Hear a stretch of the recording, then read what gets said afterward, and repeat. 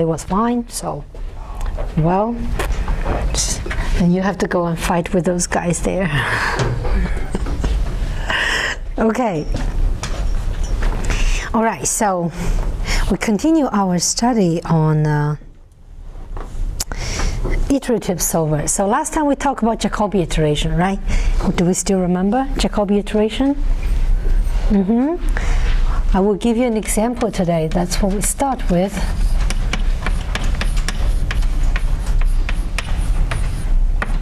Okay, so we do an example.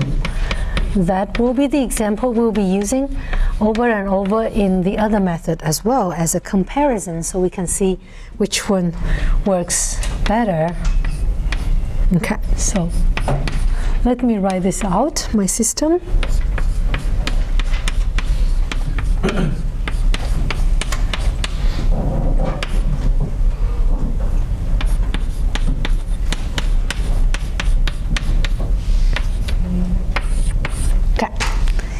So do you notice it's tri-diagonal? It's 3 by 3 because I don't want to do a big 10 by 10 by hand. All these methods are supposed to be done by computer. We do it by hand is to show that we understand how it works, right? Oops, that's wrong. Why do I put so many x1s? That's 3. Sorry. So this is tri-diagonal, and we also see that it's diagonal dominant. Do we see? The diagonal element is big compared to the rest. Okay, so there's a unique solution, and in fact, I will tell you the exact solution so we can compare. The exact solution is actually the following, and it's 1, 2, 2. Okay, transposed. So that's x1, that's x2, that's x3. Is that okay? We write it in the vector form. Okay. So let's do the Jacobi iteration. So this is what we will do. So the Jacobi iteration, let's first choose our starting point, the initial vector x0 on the top. Okay, so how do we choose it? How about we do that smart way such that since this is diagonal dominant, you could just throw away everything else and just take the diagonal and solve a diagonal system, which is obvious to solve. So this is bi over aii, which is the diagonal. Is that okay? We do that. It's easy to construct this vector. So x0 will be, so the first one will be 0 over 2, which is a 0. And the second is 1 over 2, which is 0.5, and the x3 solution will be 2 over 2, which is 1. Is that okay? That's my initial guess. Okay? And we do it as a case study to see how the method works, since we have the exact solution, so we can see how the iteration try to converge to that number, that vector, from this vector. Okay? They try to go to 1, 2, 2. Okay, so let's first set up our iteration. How do you set up this iteration? So remember the Jacobi iteration. What did we do? In principle, we just kept the diagonal terms on the left-hand side and move everything else to the right. Is that right? So that is for the ith equation, we try to solve it for xi and move everything else to the right-hand side, right? And then we iterate. Okay, so let's do that step first without putting in the k. So step k. So before we put in the k, let's just do that. So for the first equation, I solve it for x1 and then move everything to the right-hand side. So I'll get a half x2. Is that right? Right? And then the second equation is x2. I solve for x2 and move everything else to the right-hand side. I'll get 1 plus x1 plus x3, and then I have to divide it by 2. So it's a half 1 plus x1 plus x3. Okay? And the last equation, we solve for x3. I will get 2 plus x2, and then I have to divide it by half. Okay? You can simplify it or you just leave it there. And now we treat it as a fixed point iteration. Is that right? So the left-hand side becomes the value for the next step. So this carries the step index k plus 1. And everything else on the right-hand side, all the x, we take the value at k. Is that clear? How to set up this iteration? We're okay? You can do it if I give you a different system? Right. Okay, so now I perform 3 iterations, for example, to see how it works. Okay, so I'm going to do it brief. So if you have trouble, then stop me and I'll explain in more detail. So how do I compute x1? I'll put in x0, step 0. So this is x1 at 0, x2 at 0, x3 at 0. Those are the numbers I'm going to put in. Okay, so to compute x1, element number 1, I will do half of x2 at 0, which is 0.5. So that gives me 0.25. Are we okay? I'm not going to write down, right? And then to compute x2 at 1, I'll put in x1, 0, x3, 0. That's 0, that's 1. And add on top together, I get 2, a half, and this is 1. Is that okay? And for x3, 1, so I put in x2, 0, which is 0.5. I have 2.5. Half of it, I get 1.25. Okay? Transpose. It's a column vector. Okay? Is it clear how these numbers are calculated? Okay? All right. So the next one, I'll be a bit faster. It's repetitive. It shall be done by a computer. Okay. So now I'll compute the x2, so k equals to 1. I will put in x2, 1, which is 1, and half, that give me 0.5, okay? And then x1, 1, x3, 1, so add these two numbers up, I get 1.5 plus 1, 2.5, 1.25, half of it, right? And then the last one, 2 plus x2, which is here, so I get 3 over 2, it's 1.5 t. Is that okay? All right, so the last one I'll just write down. You know, you can easily do that. Okay, so I get 0.625, and I get 1.5, and I get 1.625 t. So the exact solution is 1, 2, 2. Does it look like it's getting there, kind of going in that direction? This is increasing, trying to become 2, right? It didn't reach it yet. This one's also increasing, and this is also increasing, trying to reach 1. Okay, so if you shall have coded it and let it run many, many iterations, maybe after 30, 40 iterations, it will get really close to 1, 2, 2, the exact solution. It converges. Okay, but we cannot claim it because we didn't do it, so we can say that seems like converging. It seems so, but we don't know. Okay, and do you think it converges very fast? That it gets to that solution very quickly? What do you say?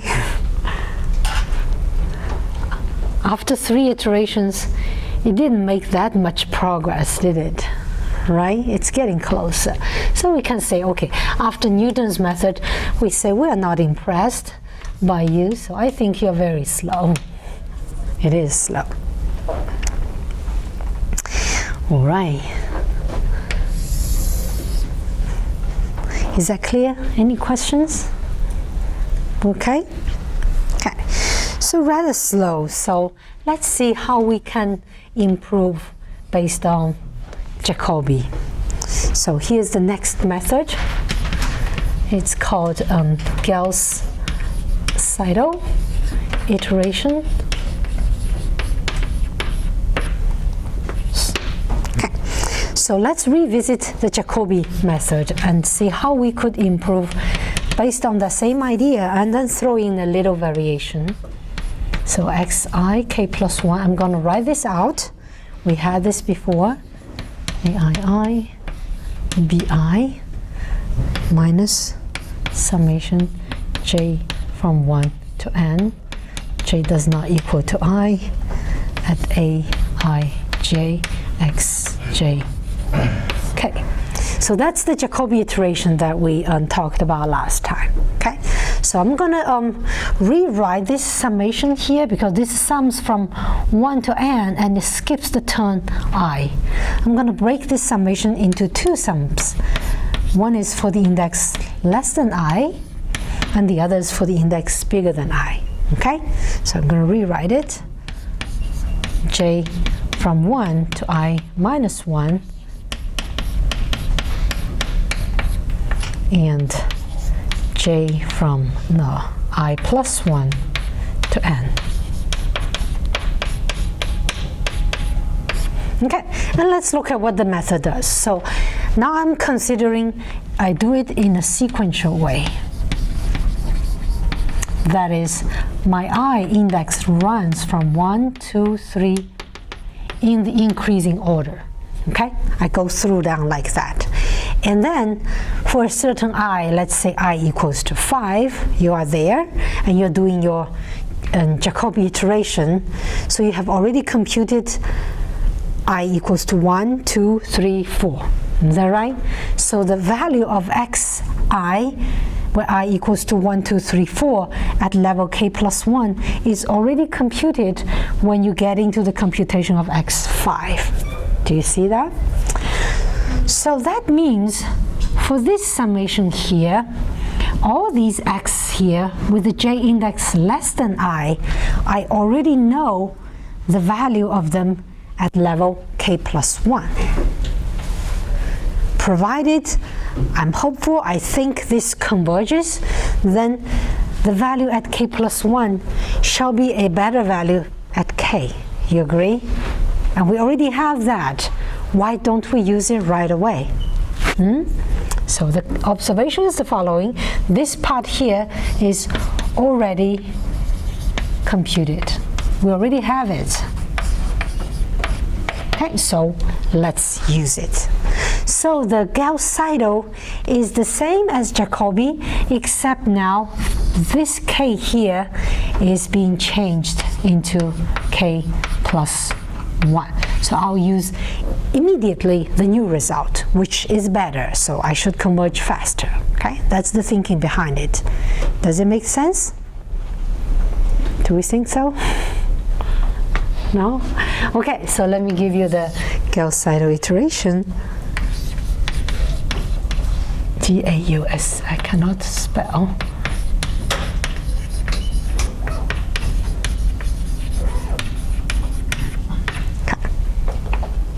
So of course you have initial guess and then you do the iteration. I'm just writing down the iteration. Okay, so you have a for loop, k from 0, 1, 2, all the way to some stop criteria. Okay, the stop criteria is the same, it doesn't change.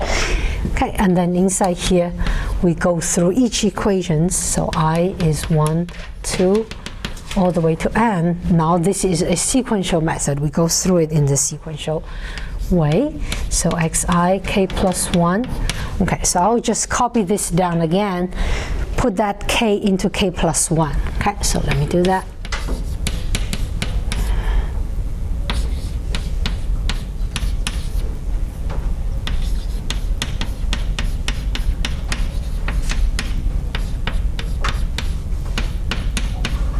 So this one we use immediately we use the value that's already available, and then the next, this is the same, j from I plus 1 to n. Okay, and then we end it. And that's all. So just actually one little modification, is that right? If I change this k plus 1 back to k, this is just Jacobi, right? So, but that's the little thing. Okay. So what's good about this algorithm, or what might be some shortcomings? Let's be the critic. So some discussion. What do you think we can say?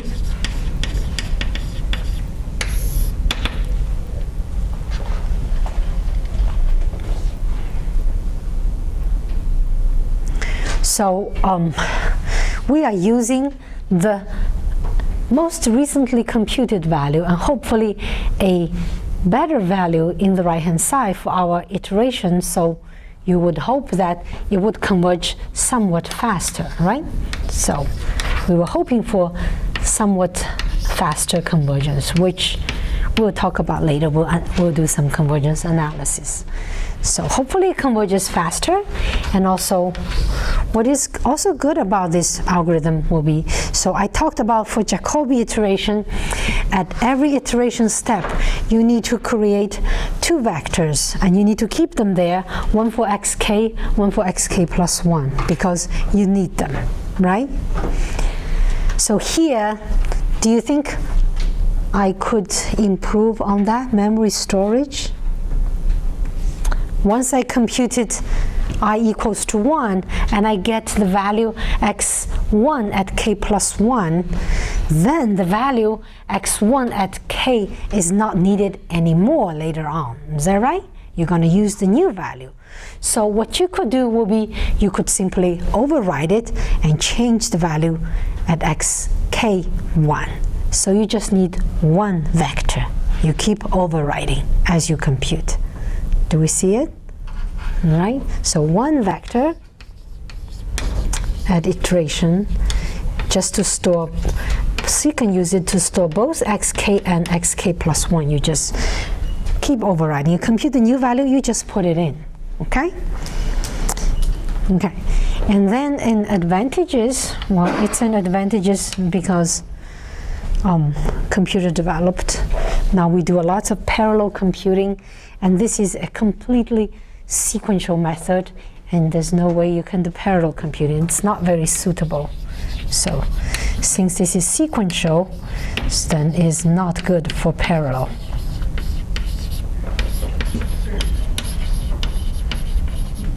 Parallel computing, not the way I wrote down now. Okay. There are some adaptations of Gauss-Seidel and designed in a way that you can still do parallel computing. It's possible, but we not cover that. Is that okay? We do that example? Let's take the same example as we did for Jacobi, and then let's do the Gauss-Seidel for it.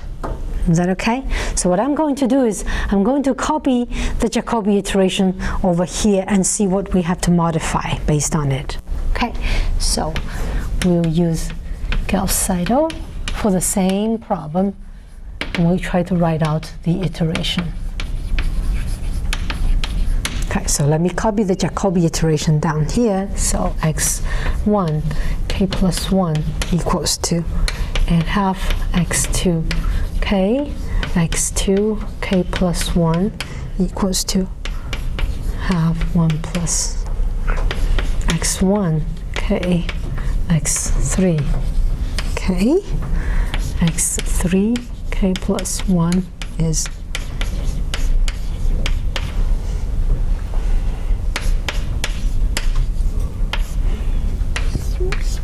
okay. So how should I modify on top of this Jacobi iteration to make it a Gauss-Seidel? Anybody wants to try? It only takes, you just need to write 2 plus 1 somewhere.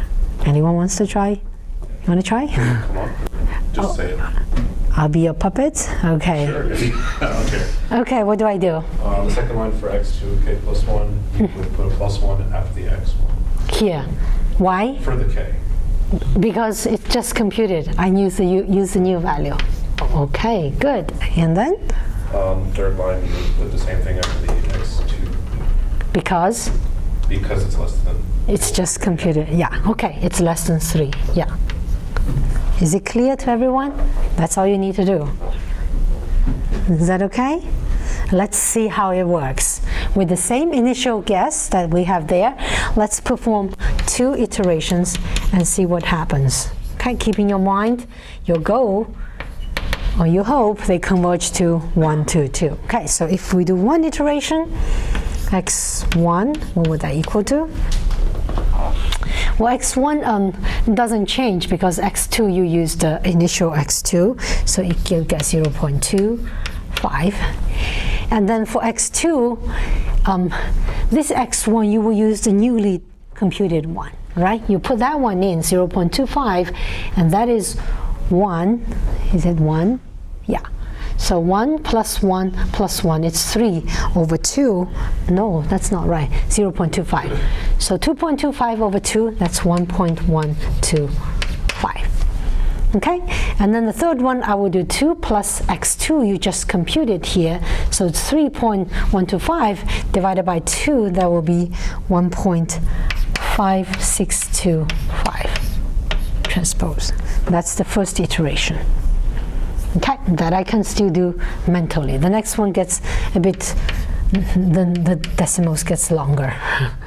So I'll write it to you. Okay, so 0.5625 is the x1 there, and 1.5625 is the next one, and then 1.7813. I think it's actually 125, but I cut it. Transpose. Okay, so just 2 iterations. Comparing these 2 results with the 2 iterations we took with Jacobi, do you think Gauss-Seidel is doing better? Approaching the value 122? Seems like it's going faster, isn't it? Okay, seems better than Jacobi. Okay, but we don't really know, so it seems like it converges a little bit faster, but right. Okay, so we're going to improve further on Gauss-Seidel, or actually you could do it with Jacobi as well. So the next method is called SOR. It's an abbreviation, a shorthand for a fancy long name, successive over-relaxation.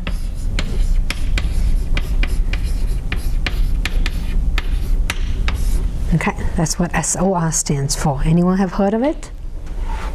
SOR? So in itself, this is an idea that you can apply on either Jacobi or on Gauss-Seidel, and the goal for it is to improve the convergence. Okay, to get some flexibility, to introduce some parameter there that allow you to adjust a little bit for different problems to get a faster convergence. Because if you look at the Gauss-Seidel iteration and the Jacobi iteration as we have now, you see there's no room for you to adjust anything. The iteration is written and that's it. You have to do it, right? No parameter that you can adjust. So we're going to introduce a method that contains such a parameter. Okay, so since now Gauss-Seidel seems to perform a bit better than Jacobi in terms of convergence, we're going to build an SOR on top of Gauss-Seidel. Okay, but that's just that. You could do it for Jacobi as well. Okay, so we do the following. We will build it on Gauss-Seidel.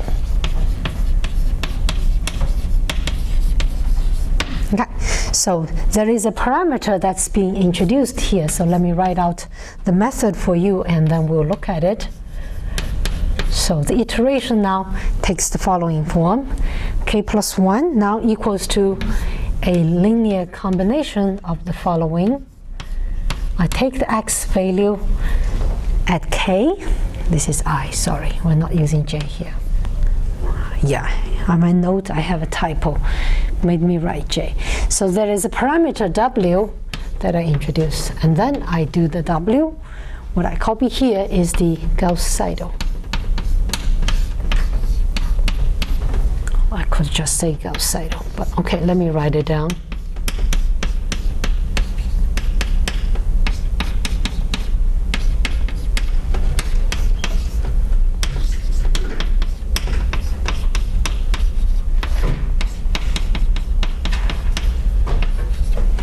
Okay, So I want to show you that this whole thing here is nothing but Gauss-Seidel.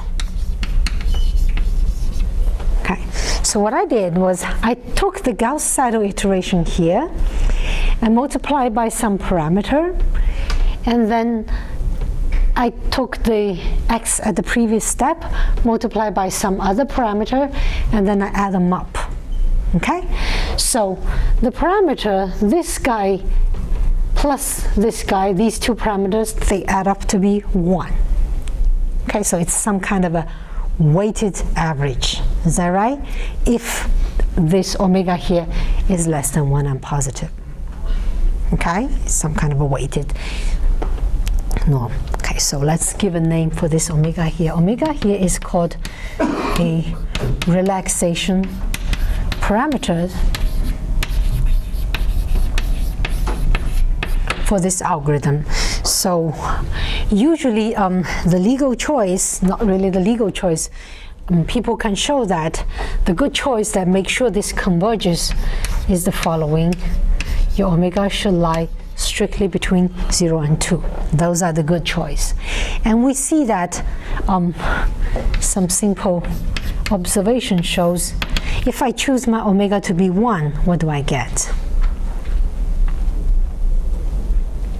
If omega is 1, this term is gone, and that guy is 1, the method reduced to Gauss-Seidel. Is that right? So that's what you get. So Gauss-Seidel. Okay, and then you know if omega lies between 0 and 1, what would your method be doing? Would be it takes the Gauss-Seidel multiplied by omega and then add on top the previous iteration value multiplied by some positive number. So you're taking an average between this xk and some Gauss-Seidel iteration. But you know Gauss-Seidel is getting closer to your answer, right, than xk. So this is not really going to speed you up. Do you agree? This will actually pull you back. Okay, so in this case, we call this under relaxation. So you're not relaxed enough. Okay, so the good choice is actually taking omega to be strictly bigger than 1. So when omega is strictly bigger than 1, this is some number bigger than 1. This is some number that's negative. Okay? So what you're saying is, I believe the Gauss-Seidel is going in the right direction. I'm going to speed it up in that way. So I multiply this by a big number, and I think that one is a bad one because it's not pointing in the right way. So I kind of give it a negative weight. Okay, so the hope is to speed up the convergence. So this is called over-relaxation. So now you know the name, where it came from. Okay, so you would want to choose your omega to be in this range. That will be your choice, and usually the good choice is around 1.5 somewhere. Depends on the problem. Okay, for some problem, 1.5 is good choice. For some, maybe 1.3. For some, maybe 1.9. Okay, if you go above 2, then there's no guarantee of convergence. Right. Okay, so let's take a look at an example, and the same example here, and see how it performs. Right, so the same example, we're going to set up SOR iteration. Is that okay? So how do you set up an SOR iteration? So let's fix a parameter. Let's choose a parameter, let's say 1.2, and see what it does. Okay, so you know it's built up on Gauss-Seidel, right? So we have the Gauss-Seidel iteration given here. What you have to do will be take this part and multiply it by omega, and add on top of that 1 minus omega and x1 at k. Is that right? That's what you have to do. Okay, so if omega is 1.2, then 1 minus omega is negative 0.2. And this one is in front of x1k. And then you have omega which is 1.2, and then what you have from the Gauss-Seidel step. Is that clear? That's what you write, okay? So that will be, let's put it to be 0.6 x2k. Okay, I put 1.2 times half already together.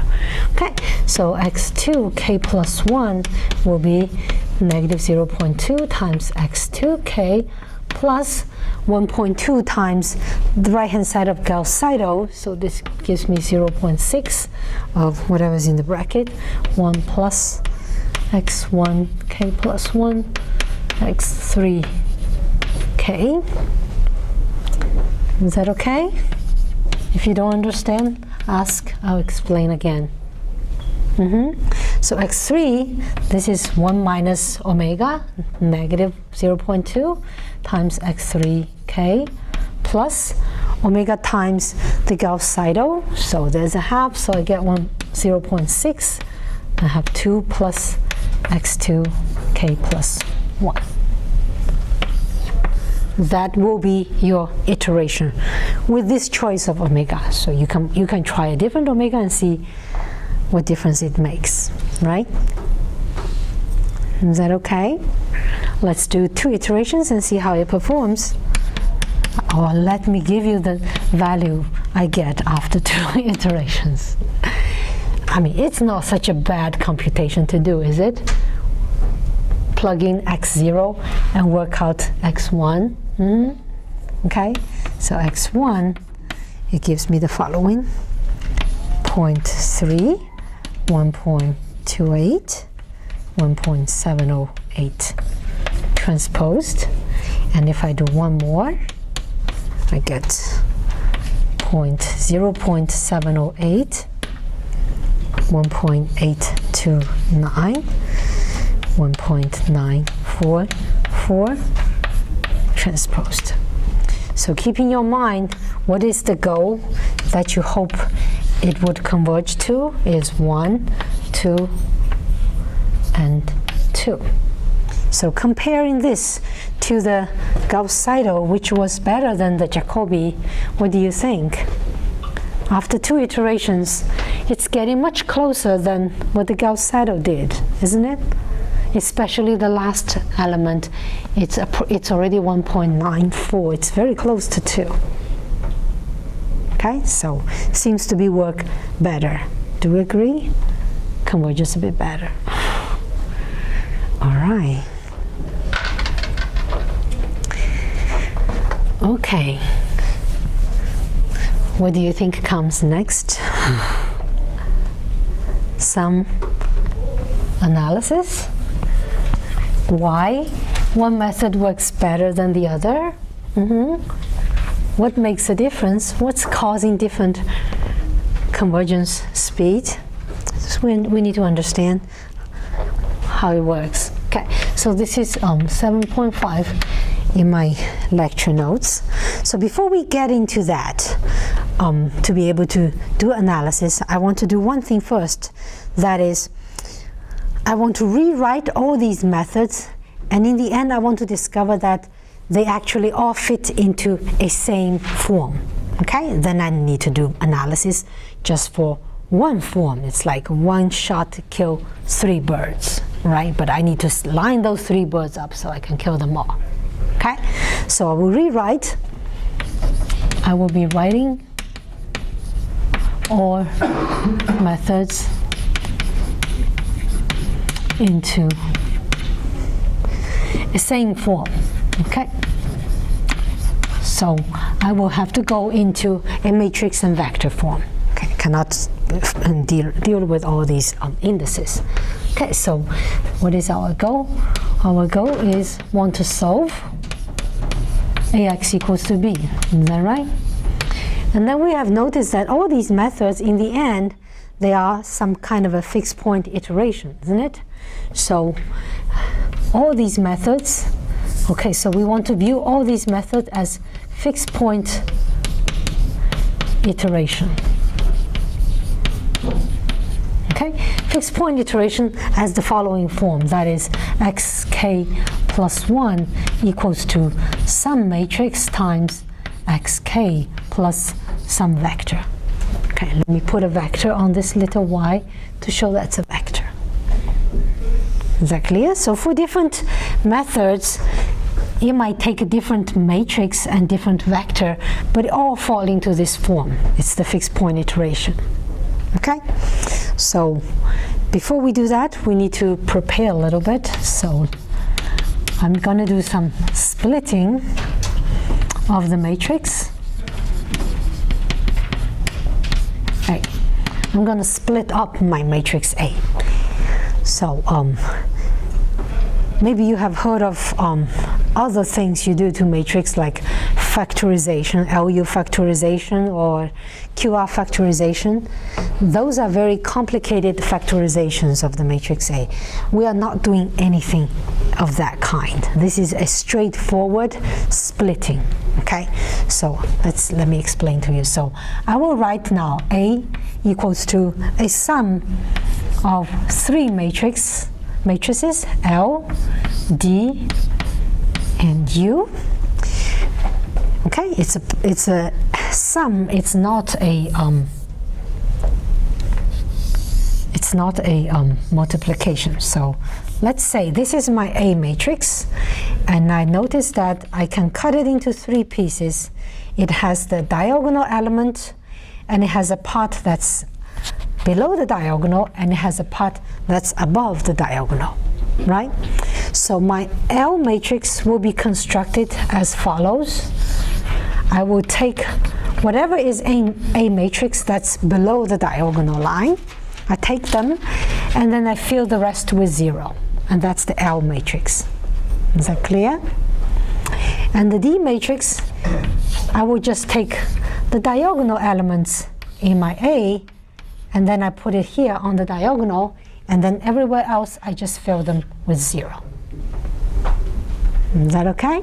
That's it. Just cut it up into three pieces and make three matrices and fill the other parts to be 0. So I take the upper part of A and put there and fill the rest with 0, and I get a matrix. Then you see, add them up, you get back your A.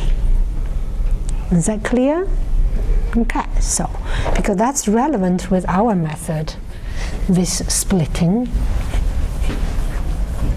Okay, so I will not write out more details of how each element goes. Okay, so now a little bit analysis. We were solving AX equals to B.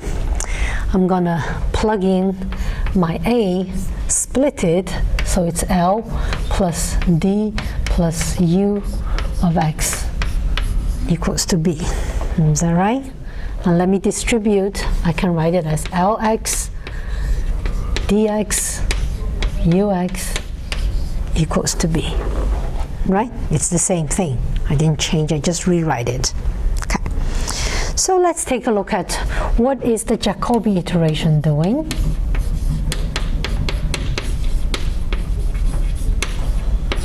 Remember Jacobi iteration? What did we do when we set up the Jacobi iteration? We kept the diagonal elements on the left-hand side. Is that right? And we move everything else to the right-hand side. And then we solve for that x along the diagonal. Is it? So what it does is it kept the diagonal x on the left and move everything else to the right by u.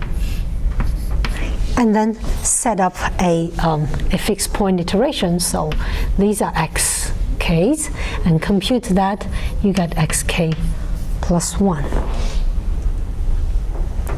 Is that okay? Can we chew this line? Is that clear? The diagonal you kept on the left, move everything to the right, and you iterate. That's what Jacobi method, right? So now I am going to multiply both sides by d inverse on the left, okay? So if I do that, I get xk plus 1 equals to, okay, let me take a step, d inverse b minus, let me join this, l plus u xk, okay, and let me distribute. I can distribute this, becomes negative d d inverse L plus u of xk plus a d inverse of b. Do you see I succeeded in writing this in the form that I claim it would be for specific choices of M matrix and a Y vector? This guy here is now my M Jacobi, right? That's my M Jacobi for the Jacobi iteration, plus, and this vector here is my Y Jacobi. Okay? But actually you could be sure of that if you see that these iterations are linear, then it has to fall into that form. There's no other way. But okay, maybe it's not so easy to see. Okay, let's look at Gauss-Seidel.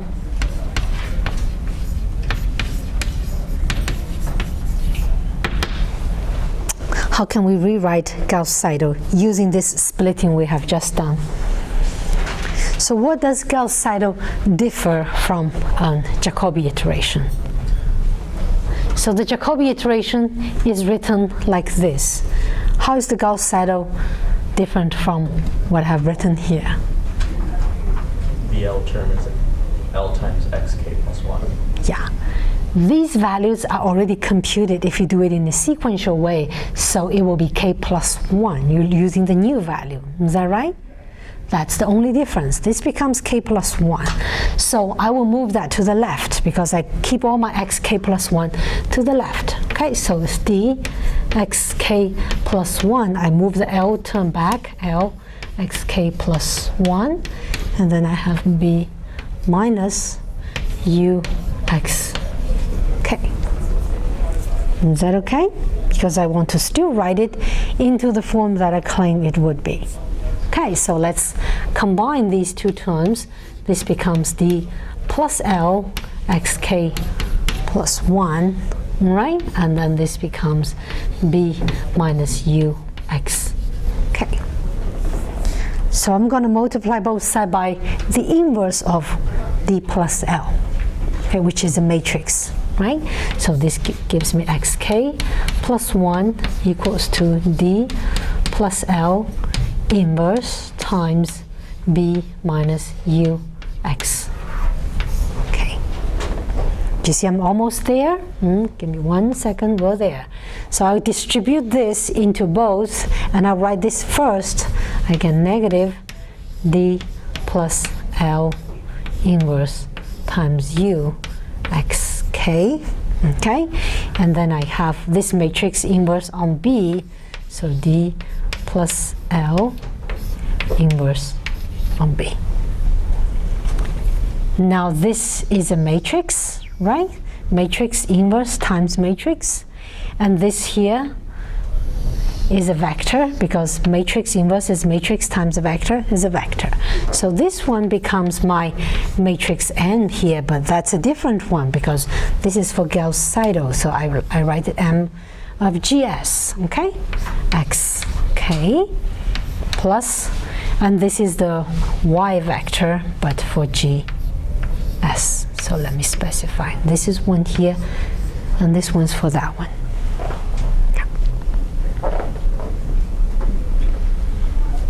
Is that okay? Yeah. Now I have 2 minutes. I mean, it takes more than that for me to set up SOR, so we'll do it next time.